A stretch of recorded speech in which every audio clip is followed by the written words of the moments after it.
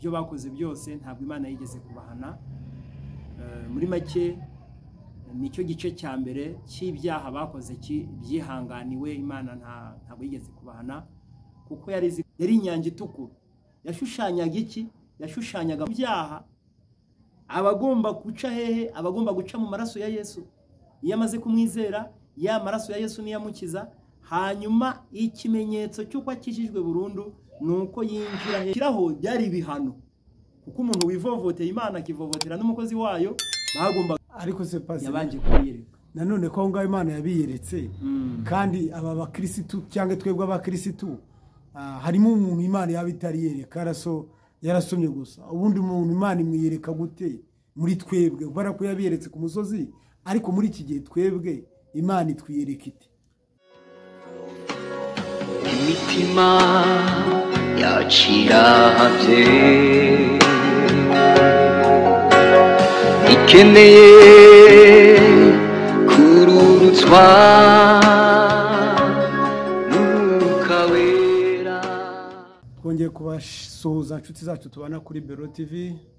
Tugarutse twenyine, ahubwo tugarukanye n'umutumire wacu uko bisanzwe, Pasiteri yatuganiriza amagambo meza y'Imana, dukomeza mu by'uru rugendo, atwereka nuko urugendo dukwiye kurwitwaramo.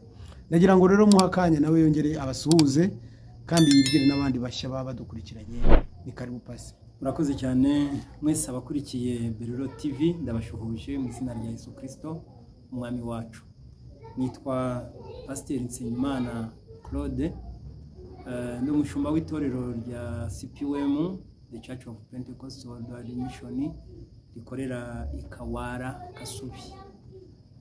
Rero nkaba nishimiye kongera kugaruka kuri kamera za Bero TV.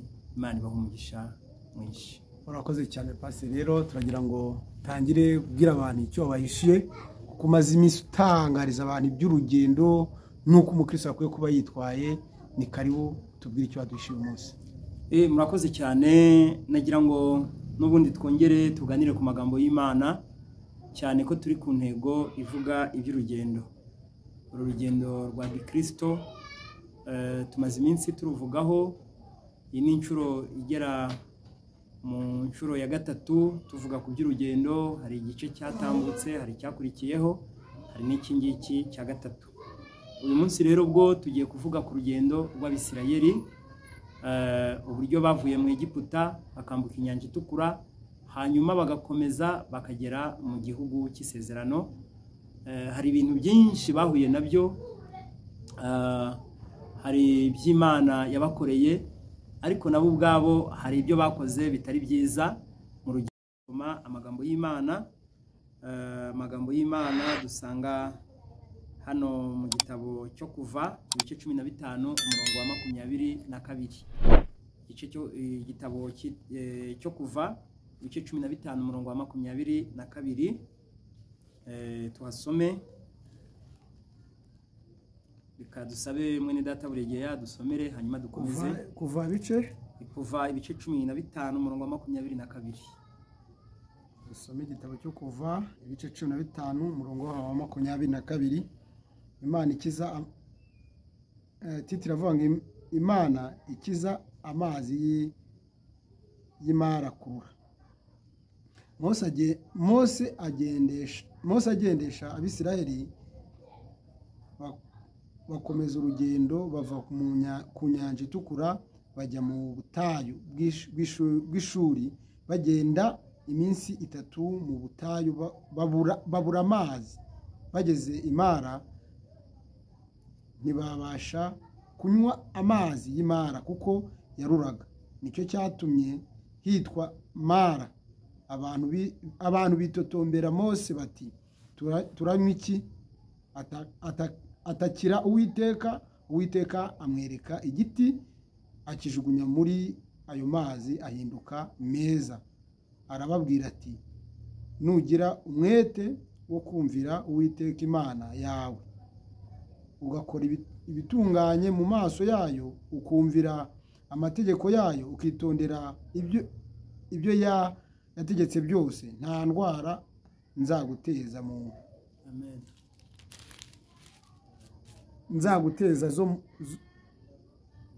nzaguteza nateje abanyegiputa kuko ari njye Uwiteka ukiza indwara. Bagera muri nshaka kwarekeraho amagambo arumvikanye cyane. Nk'uko nari maze kubivuga, hari urugendo rw'Abisirayeli bagize ubwo bavaga mu gihugu cya Egiputa. Rwari urugendo rurerure, ariko kandi ntabwo ndi bushake gusubira kuko bavuye kwa Farawo ibyabereyeyo. Oya, ntabwo nshaka kuza kubyinjiramo, tuzabikorera ikindi kiganiro. Gusa nashaka muri uru rugendo kuvuga ibice bitatu byabaye mu rugendo rw'Abisirayeli. Igice cya mbere cyabaye ku Bisirayeli mu rugendo rwabo, ni igihe Imana yari irimo ibihanganira. Bakoze ibyaha, Imana irabihanganira. Ibyo bakoze byose ntabwo Imana yigeze kubahana. Muri make nicyo gice cya mbere cy'ibyaha bakoze byihanganiwe. Imana ntabwo yigeze kubahana kuko yari izi ko bakiri batoya, kuko yari izi ko ari bw'ikibakura mu gihugu cy'amahanga. Imana ikabazana ibajyanye mu gihugu cy'isezerano, babaga batarakakigeramo. Birumvikana yagombaga rero kubihanganira kuko imico bari barakuye mu gihugu cya Egiputa yari imico mibi kandi myinshi. Igice cya kabiri rero ni igice cyo kwiga. Imana yarabigishije bageze ku musozi wa Sinayi, irabigisha, ibigisha amategeko yayo, ibigisha ibintu byayo byose. Hanyuma bamaze kwiga barakomeza urugendo, bava kuri Sinayi barazamuka baza kuzagera ku Nyanja Itukura. Bageze ku Nyanja Itukura hari ikindi gice cyo kusubira inyuma.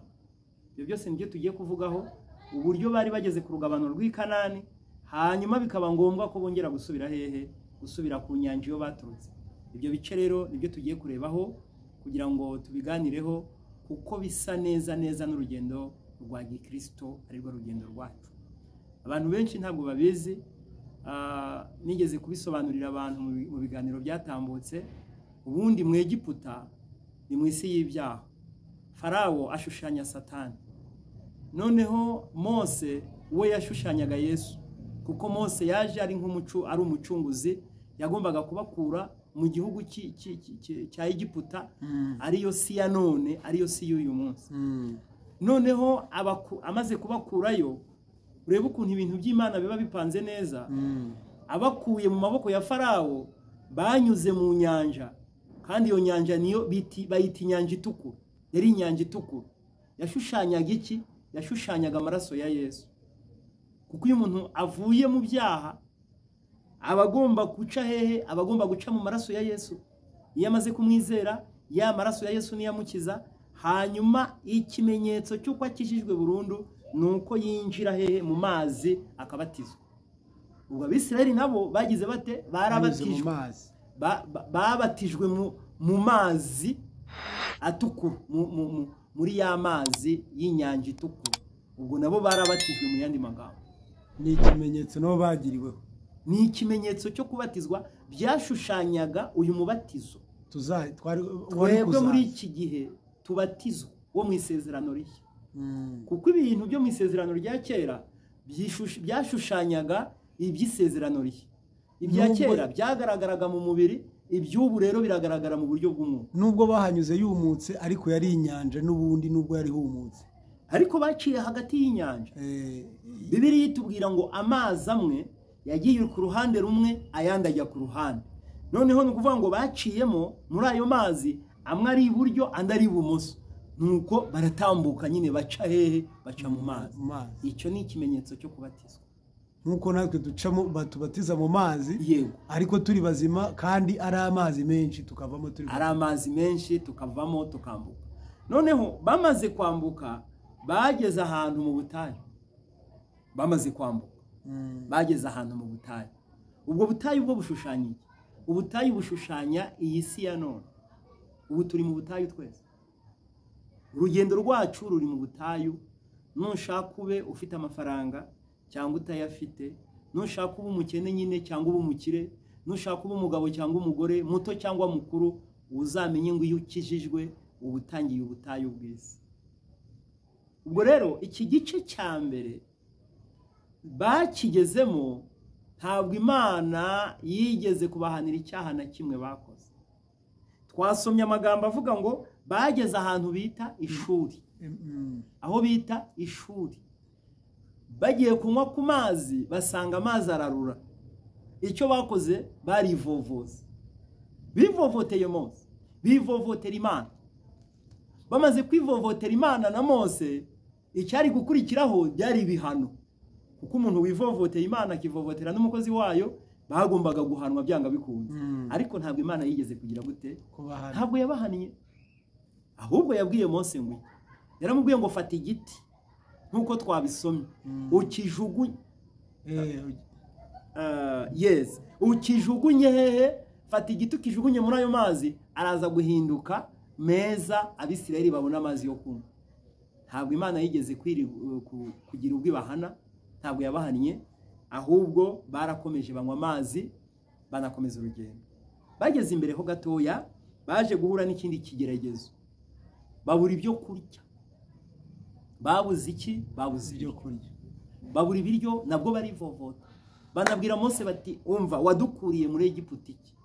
Kuki wadukuye muri Egiputa? Twararyaga, twaranywaga, nubwo twari mu bubata, turi mu bukoroni, ariko twagiraga gute? Twararyaga. Barivovota kandi, ariko nta n'umwe wigeze guhana. Ubu turi mu gice cya mbere cy'urugendo rw'Abisirayeli kivuga igice cy'ibyaha by'Abisirayeli byihanganiwe n'Imana. Uvuga ngo Imana yarabihanganiye, nta muntu yigeze guhana. Twabivuzeho impamvu itabahaniye nuko yari izi aho ibakuye. Yari izi ko ibakuye ahantu mu bapagani, imico yabo yari ya gipagani, n'utumana bari bakuyeyo bari bakidufite, ariko yari itegereje kubajyana ikabanza ikabigisha, ikabakuramo ikinyagiputa cyose. Haleluya, amina. Yagombaga kubakuramo ikinyagiputa cyose kikagira gute? Kikabavamo.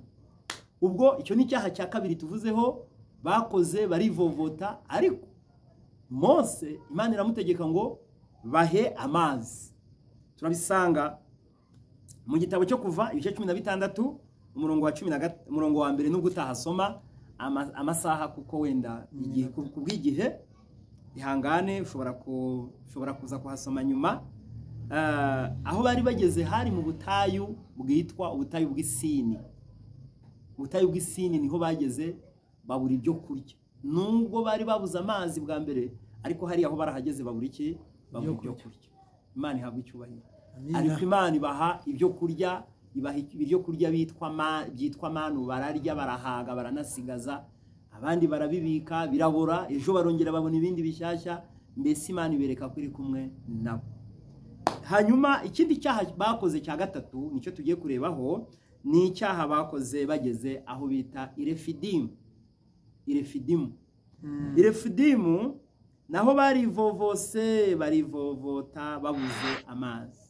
Bwa kabiri bongeye kubura amazi, kuko bari mu rugendo, ntabwo bari ahantu hamwe. Barakomezaga bakomeza bagenda, bagera ahantu bita hehe? Irefidimu. Bageze Irefidimu rero nabwo babura amazi, barivovota, ubutayu bubariye. Hari ukuntu natwe bitugeraho tukabura amazi, tukabura ibyo kurya, tukabura iki, tukivovota. Ariko Abisirayeli nubwo bivovose, ntabwo Imana yigeze kubahana. Ubwo tubonye ibyaha bingahe bakoze? Bakoze ibyaha bitatu, kandi barivovota pe, kandi baranatukana pe, bakora byose, ariko Imana nta n'umwe yigeze guhana. Ntawe. Imana irabayobora, irabajyana, ibageza mu butayu bw'Isinayi, ubutayu bwa Sinayi. Rumva babanje kuva ishuri, babura amazi, basanga amazi ararura. Imana irayahumanura, abameza baranywa, bicuma imbere, bagera ahantu hariya mu butayu bwa Sini, babura ibyo kurya. Imana ibaha manu, bararya, bicumye imbere.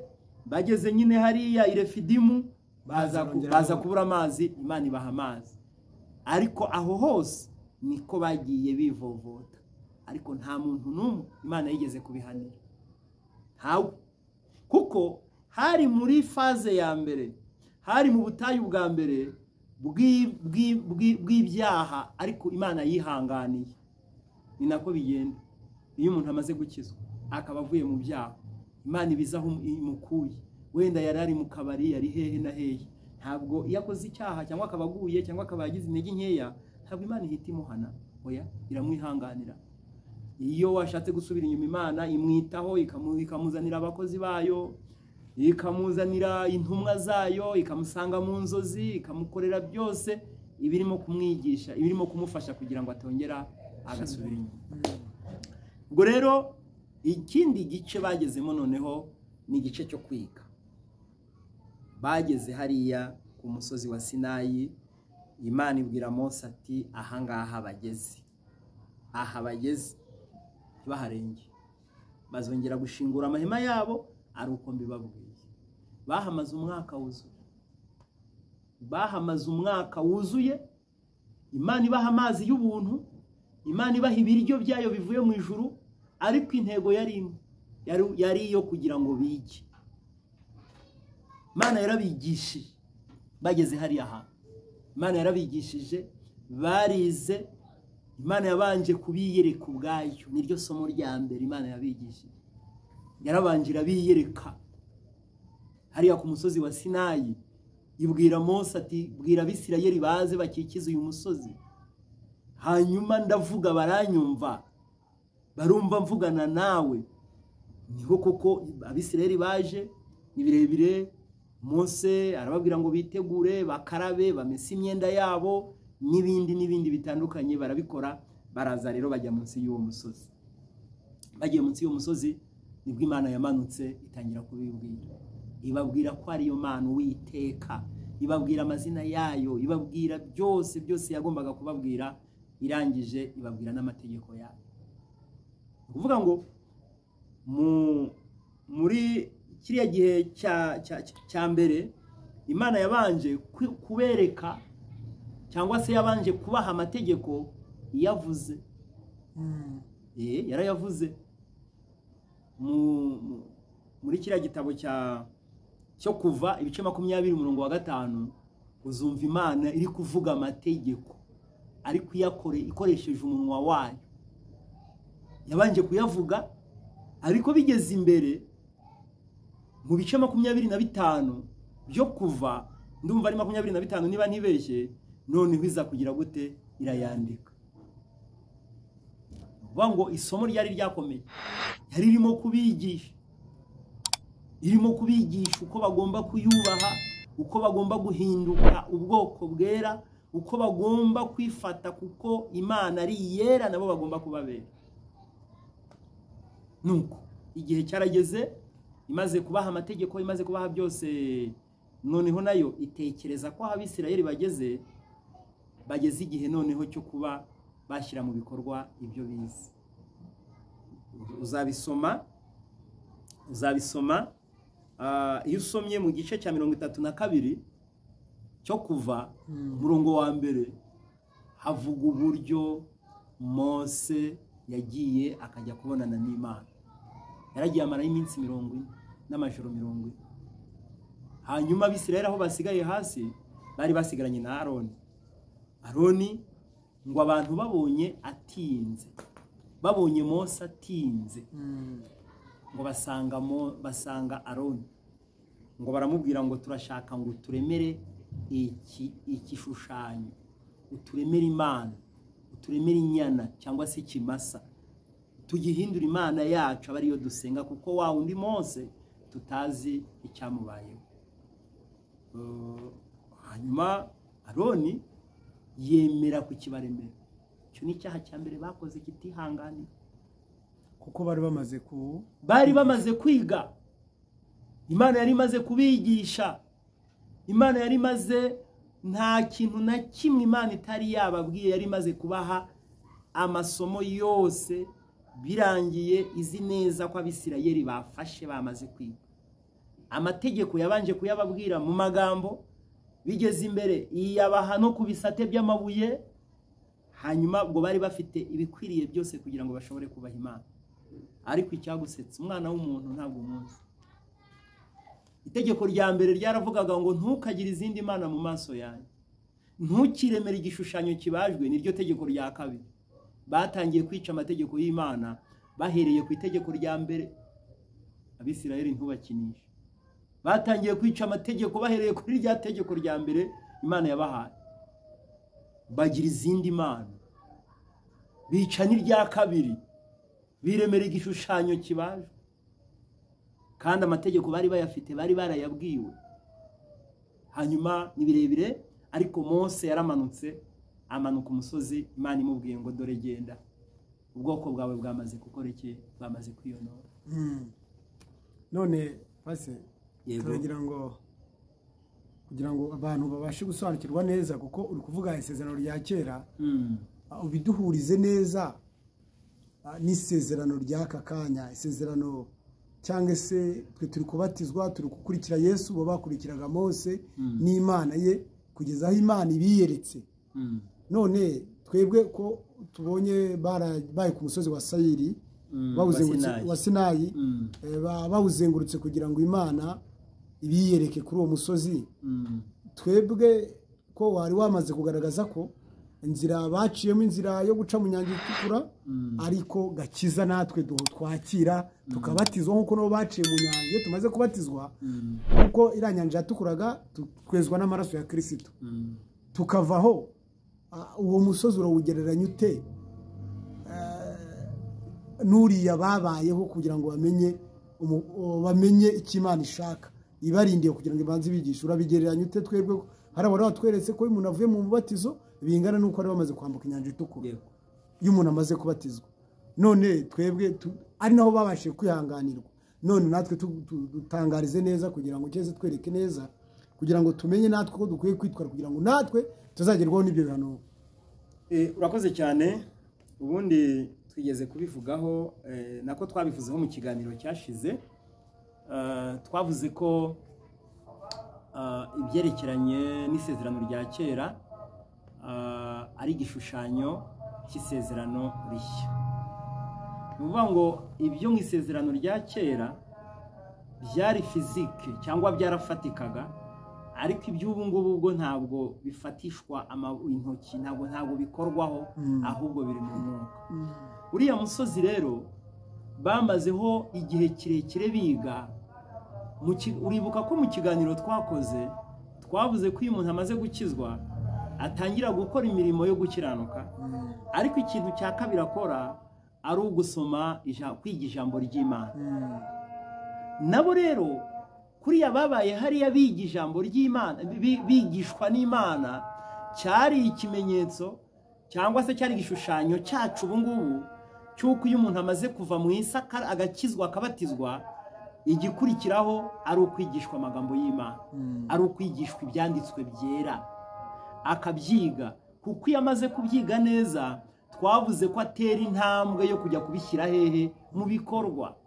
Icya mbere kujya kubibwira abantu, icya kabiri kandi kubigenderamo. Yego, sibyo?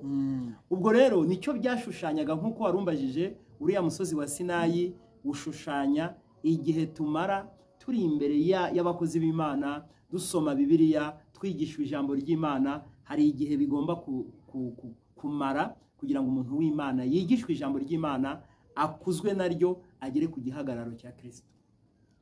Bivuga ngo nyuma gatoya uramutse hari amakosa ukoze waramenye, bishobora kuba byakubera nk'uko byabaye ku Bisirayeli. Rwose Bibiliya niyo itubwira ko umuntu ukoze icyaha yaramaze kumenya ukuri, sinzi niba yakongera kubona imbabazi. Kuko iravuga ngo niba dukora ibyaha twaramaze kumenya ukuri, ntihaba hakiri impongano y'ibyaha cyangwa igitambo cy'ibyaha, ngo ahubwo tuba dushigaje kuzahangana n'umujinya w'Imana n'umuriro uzarya abanzi b'Imana.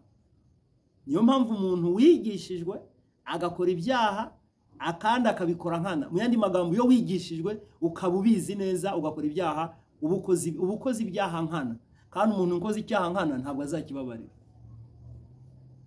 Birumvikanye neza kuko inkana sinzi niba umuntu akibona. Uvuga ngo umuntu wabashije kwiga ikintu akakimenya, nyuma akoza gukora icyaha ukizi akagikora kigendera avuga ngo nta yewe ngo Mose ntawe uhari ngo abakozi Imana bari kundeba cyangwa se nta kundi turabigenze reka dushaka ukundi twiranje kuko nta kundi mu gihe cyo kurinda Imana ngo ayibare yabaze ibibazo bye ayibwire nuko ayibaze nuko yakwitwara uko yamwigishije barabagaragara ko batihanganye kurinda Mose bavuze ko yaba yarapfuye kandi Imana yabigaragarije ahandi babasha no kongera kuyihamagara bakumva ko nawe yagira uwivugana nabo muri bo ariko bo bagira inama bavuga ngo ahubwo Roni turemere bishe itegeko rya mbere bari bazi ko itemera ko hari ibindi bishushanyo turemera igishushanyo ari cyo dusenga birumvikanye neza ngira ngo hari abantu badukurikiranye bari kubyumva ko nta kindi kintu umuntu yarenzaho kuri ibyo bintu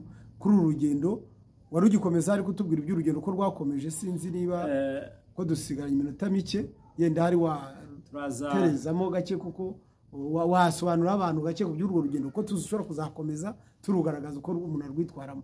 Numvaga nshaka ko twagarukira kuri iki gice cya mbere cy'urugendo rw'Abisirayeli kuko kuva ku nyanja ukagera ku musozi wa Sinayi twakwita ko ari igice kimwe nubwo habayemo ibyaha bakoze bakihanganirwa kandi hakazamo n'akandi gace ko kwiga ariko muri rusange icyo cyaba ari igice kimwe kuko bari kuri Sinayi barize pe iyo usomye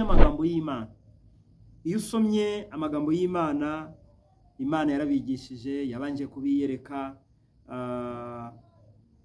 igice cya 19 umurongo wa mbere Imana yarabiyeretse ariko se pasi yabanje kubiyereka nanone ko ngaho Imana yabiyeretse kandi aba bakirisitu cyangwa twebwe abakirisitu harimo umuntu Imana yabitariyereka yarasomye gusa ubundi umuntu Imana imwiyereka gute muri twebwe kubera ko yabiyeretse ku musozi ariko muri iki gihe twebwe Imana itwiyereka ite? Ntabwo muri iki gihe ntabwo tuvuga ko Imana itwiyereka mu buryo butandukanye. Imana yo yarihishuye kandi Imana yihishuriye mu ijambo ryayo. Iyo usomye Bibiliya uyisangamo kandi amahame yayo ijambo ryayo niyo mahame yayo.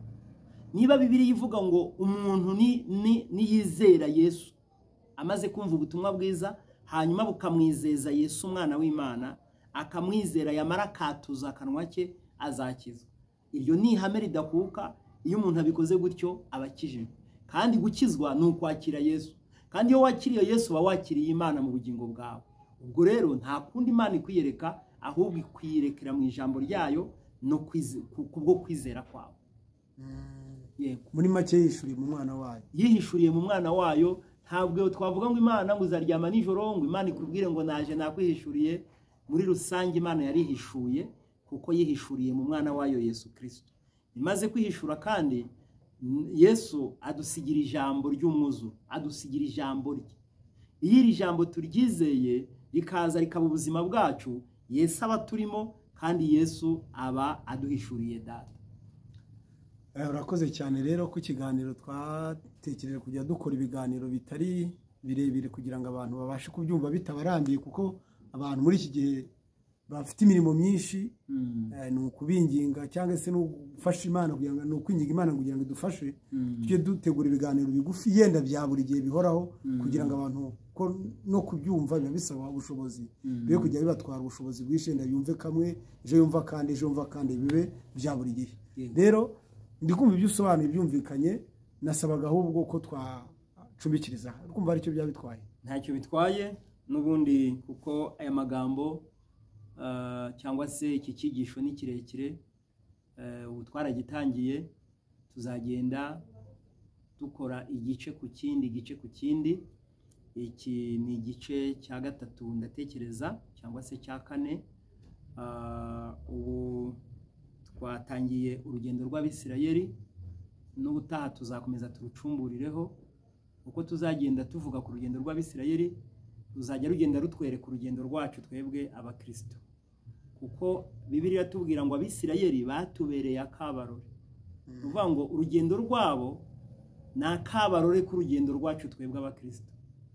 Aho banyuze hashushanya aho turi kunyura ubu ngubu kuko twavuze ngo ubutayu ni iyi si turimo banyuraga mu butayu ariko bwashushanyaga iyi si turimo tunyuramo. Kuriya kubura amazi, kubura ibyo kurya nibyo natwe duhura nabyo, kandi Imana ibigira ngo itwigishe, Imana ibigira ngo itwereke kugira neza kwayo. Rero Imana ihabwa icyubahiro. Tuzongera tugaruke ku gice kizakurikira iki ngiki, kuko iyi sesiyo twatangiye uyu munsi ivuga ku rugendo rw'Abisirayeli, nababwiye ko ifitemo ibice bitatu. Ubwo rero aka gace ka mbere niko tuganiriyeho, ndabararikira kugira ngo ubutaha n'ubundi muzongere mudukurikire muri iki gice kizakurikiraho.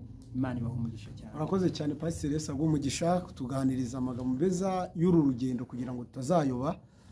Rero Yesu aguhe umugisha. Turashimira rero abantu badukurikiranye, ariko tubasaba kugira ngo batugaragarize ko badukurikirana bakora like na share na subscribe abatari bayikora. Yesu aduhana umugisha.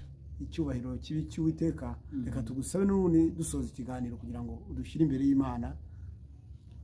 Reka twicishe bugufi dusenga Imana. Mana y'agakiza kacu, turagushimye kandi turaguhimbaje. Mana, tugushimiye ko ubanye natwe muri iki kiganiro. Tugushimiye ko Mwami uyoboye intekerezo zacu, ukayobora amagambo yacu, ukayobora imitima yacu n'ubwenge bwacu. Mana data ushimwe kandi uhabwe icyubahiro. Reka rero iki kiganiro Mwami abazacyumva n'abari kucyumva, Mana yacu kibabere inkingi n'urwego bizabageza iwawe mu ijuru. Tanga umugisha kuri buri muntu wese uzagifungura, kandi kizaboneke ari umutsima wujuje ibyangombwa bitunga umukristo mu rugendo rwe. Urakoze kubyumvise Mana, niko byose tubyambaje mu izina rya Yesu Kristo. Amen. Ikiganiro ni ubutaha. Yesu aduhana umugisha. imitima yaciravye ikeneye kururutswa n'Umwuka we.